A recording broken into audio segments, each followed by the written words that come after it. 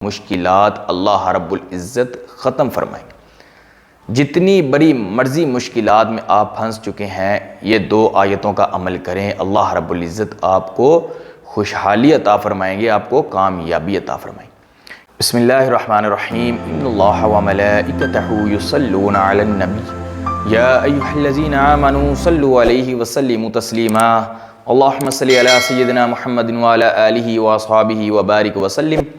حضور اکرم صلی اللہ علیہ وسلم پر درود شریف کا ہدیہ پیش کرنے کی سعادت حاصل ہوئی۔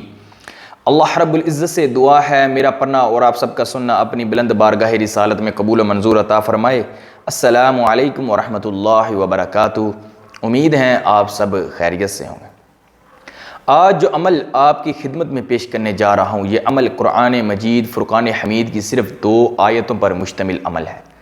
یہ 2 آیتیں ایسی آیتیں ہیں کہ جب ان کو آپ نے پڑھنا ہے، آپ کی تمام مشکلات اللہ رب العزت ختم فرمائیں گے۔ جتنی بڑی مرضی مشکلات میں آپ پھنس چکے ہیں، یہ 2 آیتوں کا عمل کریں، اللہ رب العزت آپ کو خوشحالی عطا فرمائیں گے، آپ کو کامیابی عطا فرمائیں گے۔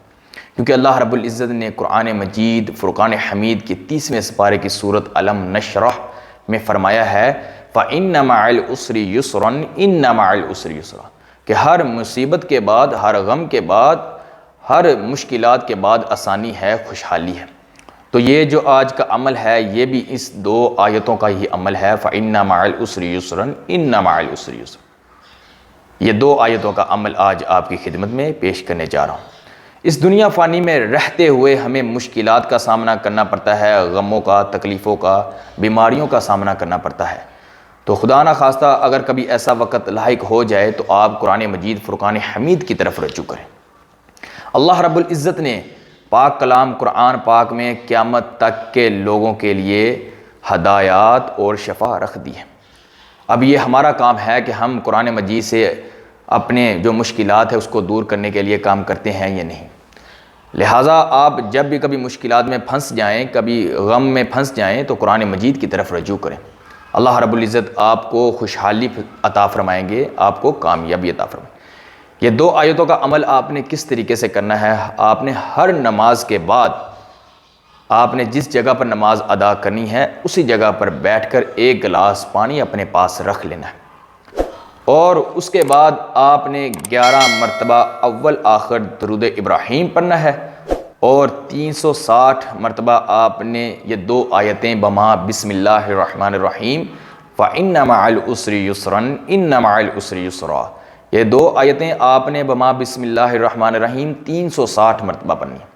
اس کے بعد گلاس جو پانی کا ہے اس کے اوپر دم کرنا ہے، اور خود بھی پی لینا ہے اور اپنے گھر والوں کو بھی پلا دینا ہے۔